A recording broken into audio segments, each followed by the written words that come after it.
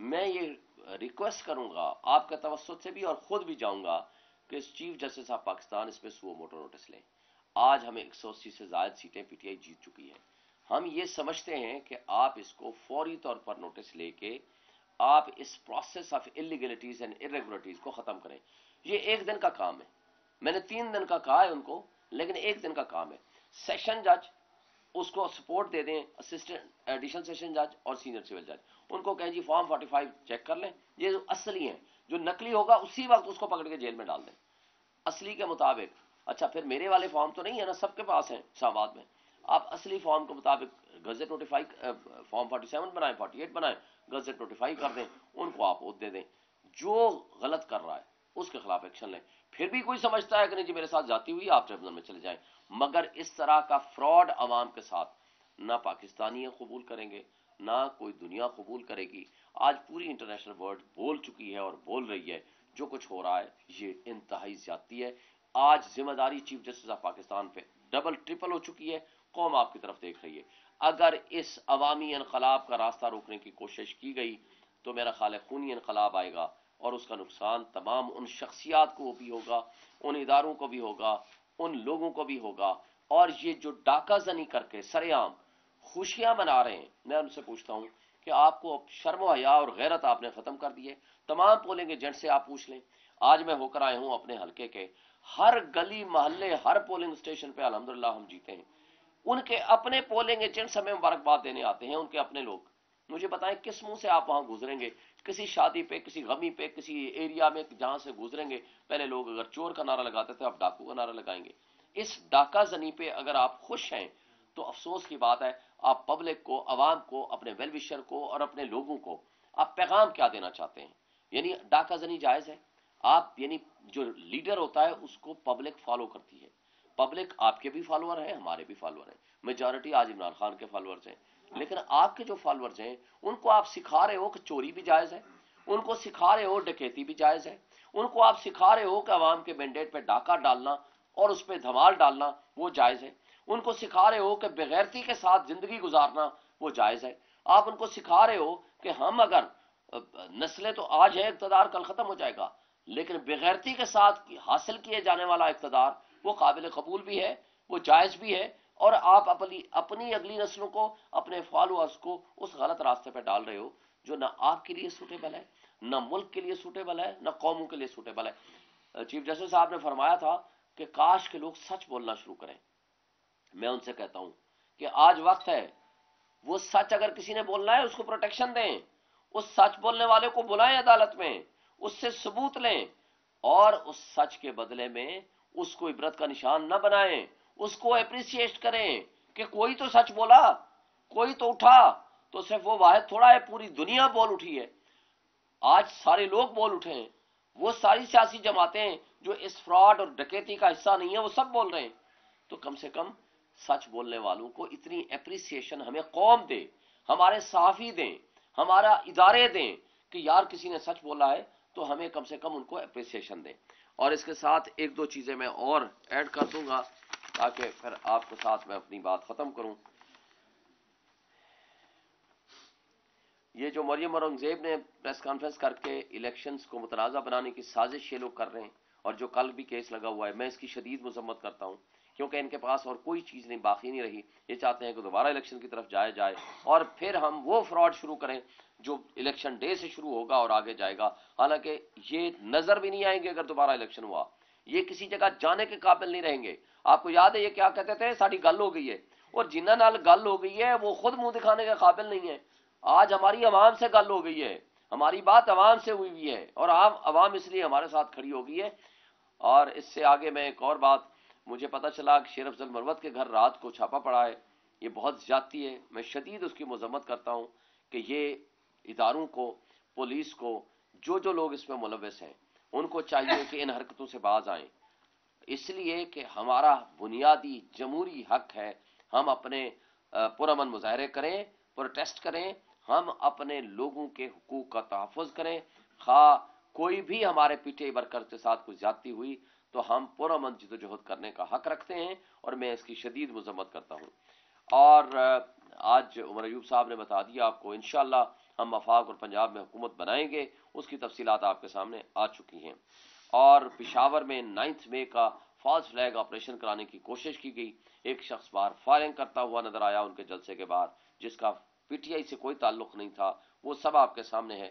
قوم کو مد نظر رکھنا چاہیے کہ یہاں کس طرح کی سازشیں ہو رہی ہیں، اور چیف جسٹس آف پاکستان کے پاس انشاءاللہ جو کل کیس لگائے ہم ان کے پاس جائیں گے، اور میرا خط بھی میں ان کے پاس پیش کروں گا اور ان سے ریکویسٹ کروں گا کہ آپ کا فرض ہے کہ آج کی سچویشن میں آپ سو موٹو نوٹس لیں یا پٹیشن کی صورت اڈاپٹ کریں، اور اس پہ آپ قانون کے مطابق جوڈیشل انکوائری کریں، اور اس وقت تک صاف اور شفاف انکوائری مکمل ہونے تک چیف الیکشن کمشنر کو سائیڈ لائن کر دینا چاہیے، اور الیکشن کمیشن کے لوگوں کو جن کے خلاف کوئی ایویڈنس آ جائے، جیسے میرے کیس میں صریحاً اور واضحاً مس کنڈکٹ نظر آ رہا ہے، اس کے بارے میں الیکشن کمیشن کو خود سوچنا چاہیے کہ کیا آپ کی یہ بنیادی ذمہ داری نہیں ہے کہ جب ایک طرف آپ سٹے دیتے ہو، دوسری طرف ریٹرننگ آفیسر سٹے دیتا ہے، اور پھر بھی آپ الیکشن کمیشن جو ہے وہ نوٹیفیکیشن جاری کر دیتا ہے، تو یہ کیا آپ کے سٹاف کا مس کنڈکٹ ہے، یا آپ کا اپنے سٹاف پہ کنٹرول باقی نہیں رہا، یا آپ کو بھی ان چیزوں کا سارا احساس ختم ہو گیا ہے، تاکہ ان ساری چیزوں کا جب تک جوڈیشل انکوائری نہیں ہوتی تب تک چیف الیکشن کمشنر کا وہاں اپنی پوزیشن پہ بیٹھا رہنا، اور پھر بھی دیکھیں گے وہ مناسب نہیں ہے۔ مجھے دیکھیں 2 دن تھے، سیٹرڈے اینڈ سنڈے، ان 2 دنوں میں کیوں نہیں آپ نے پٹیشنیں سنی؟ کیوں نہیں الیکشن جو پٹیشنیں آپ کے پاس پینڈنگ ہیں، آپ کو تو دن اور رات کام کرنا چاہیے تھا، دن اور رات آپ کو باقی چیزیں تو نظر آتی ہیں، لیکن 2 چھٹیاں کر کے آپ بیٹھ گئے۔ لوگوں کا مینڈیٹ، کروڑوں لوگوں کا جو فیوچر ہے وہ ایٹ سٹیک ہوا ہے، اور آپ کو اس بات کا احساس ہی نہیں ہے۔ آخری بات دیکھیں، آج بھی وقت ہے، ملک آپ کا تباہ و برباد ہو چکا ہے۔ دی اکانومسٹ نے بڑی ایک آرٹیکل چھاپا، آپ اگر سارے دوستوں کو پڑھیے گا، وہ کہتا ہے نہ اب ان کے پاس دوست باقی رہے، نہ ہی ان کے پاس پیسہ باقی رہے، اور ڈیفالٹ کے قریب پہنچ چکے ہیں، لیکن ان کی حرکتیں ایسی ہیں جو اس نے پوری تفصیل دی ہے جو کچھ ہم کر رہے ہیں۔ دیکھیں IMF آ رہا ہے مارچ میں، آج وقت ہے ملک کے لیے، میرے اور آپ کے ملک ہے، ہمارا محبت ہم کرتے ہیں اپنے ملک کے ساتھ، ادارے والے لوگ بھی محبت کرتے ہیں، لیکن ذاتی اناد، ذاتیات، اور صرف ایک شخص کی دشمنی میں، وہ ہے عمران خان، اس کی دشمنی میں آپ اتنا آگے چلے گئے ہیں کہ آپ واپسی کے راستے آپ نے بند کر دیے ہیں۔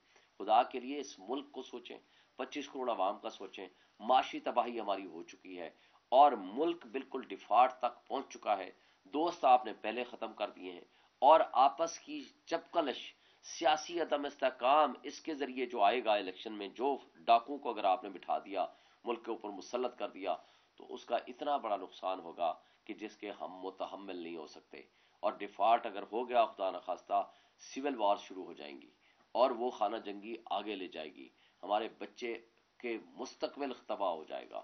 آج جس گھر میں ہم رہتے ہیں، اس گھر میں بجلی کے بل کی صورت میں ہم کرایہ دیتے ہیں پریکٹیکلی، تو یہ قابل برداشت نہیں ہے عام آدمی کے لیے۔ اس کے لیے ضروری ہے کہ سارے جو مقتدر لوگ ہیں، سارے ادارے ہیں، سارے سٹیک ہولڈرز ہیں، اور عدلیہ ہے، ان کے سوچنے کا مقام ہے۔ عوام نے اگر کسی کو مینڈیٹ دیا ہے، کیونکہ سٹرانگ ڈیموکریٹک گورنمنٹ ہی ان مسائل سے ان کو نکال سکتی ہے، کیونکہ وہ سٹرانگ سخت پالیسیاں اپنائے گی، ان کے اوپر پبلک ایٹ لارج کا ٹرسٹ ہوگا، اوورسیز کا ٹرسٹ ہوگا، اور انٹرنیشنل انویسٹر کا ٹرسٹ ہوگا، تاکہ وہ آ کے اس کے ساتھ انویسٹمنٹ کریں اور ملک کو آگے لے کے جائیں۔ ورنہ جو بے روزگاری، تباہی ہو چکی ہے، اس کے ساتھ نیشنل سیکیورٹی آپ کی ایٹ رسک آ چکی ہے، وہ ایٹ رسک آنے کے بعد آپ کے لیے بہت مشکلات پیدا آنے والی ہیں۔ اس لیے میں کہتا ہوں کہ یہ ہفتہ 2 ہفتے بہت اہم ہے، اس لیے اس ہفتے میں سوچ لیں، جس کا حق ہے ان کو وہ ملنا چاہیے، تاکہ ملک آگے کی طرف ترقی کرے۔ شہین صاحب یہ بتا دیں کہ جس طرح کی صورتحال ہم نے دیکھی ہے، وہی جو ڈی سیز تھے جو آپ کے 16 MP اور 3 MP کے آرڈر جاری کرتے تھے، وہی اب DRO RO بنے ہوئے ہیں، تو آپ سمجھتے ہیں کہ ابھی بھی آپ لوگوں کو توقع ہے، جیسے آپ لوگ پریس کانفرنس کرتا کیا کرتے تھے اغوا ہونے کے بعد، اب وہی ڈی سی جو سچ بول رہے ہیں، وہی کمشنر اغوا ہوئے ہیں، تو ان کو بازیاب کرانے کے لیے آپ لوگوں نے کیا کوئی اقدامات کیے ہیں؟ کیونکہ وہ باہر آ کے تو ایسی ہی پریس کانفرنس کریں گے جیسے وہ 9 مئی کے واقعے کی مذمت کرتے تھے، PTI سے لا تلفی کرتے تھے اور کہتے تھے ہم بغیر प्रेशर के प्रेस कॉन्फ्रेंस करें? ऐसी सूरत का सामने आया है, ईमानदार लोगों को बचाने के लिए कब आप लोग आगे बढ़ेंगे? देखिए, मैं उसी सिलसिले में आज ये प्रोग्राम ये प्रेस कॉन्फ्रेंस रखी है।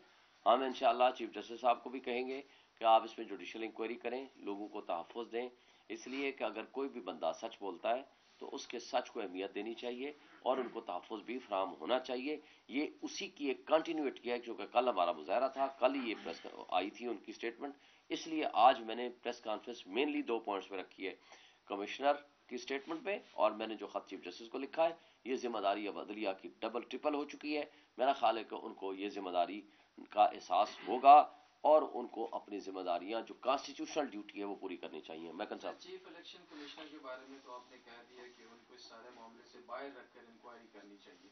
चीफ जस्टिस के फैसलों के बाद भी पीटीआई पर ये हालात आए हैं, तो क्या चीफ जस्टिस साहब को खुद भी इससे बाहर रहकर एक अलग इंडिपेंडेंट कमीशन बनाना चाहिए या उनको खुद अपनी सरबराही में ये इंक्वायरी करवानी चाहिए? दूसरा मेरा सवाल आपसे यह है कि अब मामला आप लोगों का ट्रिब्यूनल्स में जाएगा, आपके केस के अलावा जो बाकी केसेस भी हैं, तो ट्रिब्यूनल्स में केस लगते ही नहीं है, हाई कोर्ट में पड़े रहते हैं, सुप्रीम कोर्ट चले जाएं तो भी 4-4 साल गुजर जाते हैं, लोग स्टे के ऊपर एमएनएस बैठे रहते हैं। तो अगर केसेस आपके जल्दी नहीं लगते तो उसके लिए क्या लाहेमल आप अपनाएंगे? क्योंकि सिर्फ आप नहीं, बहुत सारे पीटीआई के लोग हैं जिनका सेम केस है आपका। देखिए, पहली बात तो यह है कि जो चीफ जस्टिस साहब का पॉइंट ऑफ व्यू है, देखें चीफ जस्टिस साहब ने 2 गलत फैसले किए हैं। मेरा शदीद उनसे इस मौजू पे इख्तलाफ है। नंबर 1 गलत फैसला उन्होंने किया जो रिटर्निंग ऑफिसर्स के मुतालिक था, डीआरओ के मुतालिक था, हमारा उनके ऊपर ट्रस्ट नहीं था। वक्त ने साबित किया जो हम कह रहे थे वो दुरुस्त था। एटलीस्ट जुडिशरी के लोग होते तो ये जराइम में शरीक ना होते, कभी भी ना होते। तो इसलिए जो इस वक्त मुजरिमाना हरकतें कर रहे हैं ये, उसमें सुप्रीम कोर्ट पूरी तरह जिम्मेदार है, उनका जो फैसला जिम्मेदार है।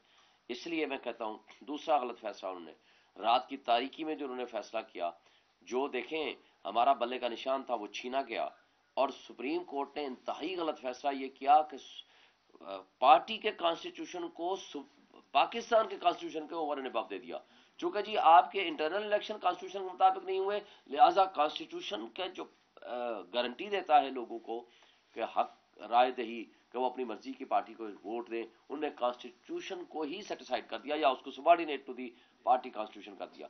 ये 2 गलत फैसले आने के बाद मेरा ख्याल है किसी सूरत चीफ जस्टिस ऑफ पाकिस्तान को खुद नहीं बैठना चाहिए किसी भी मसले पे जो इलेक्शन से मुताल्लिका है या पीटीआई से मुताल्लिका कोई भी है। उनको बेंच बनाने चाहिए, इंडिपेंडेंट बेंच हो, ऑनेस्ट बेंच हो, जिसमें बाकी सारे जजेस बैठ सकते हैं, फुल बेंच हो सकता है, फुल कोर्ट हो सकती है, 8 जजेस बैठ सकते हैं, but except chief justice of Pakistan. मुनासिब यही होगा।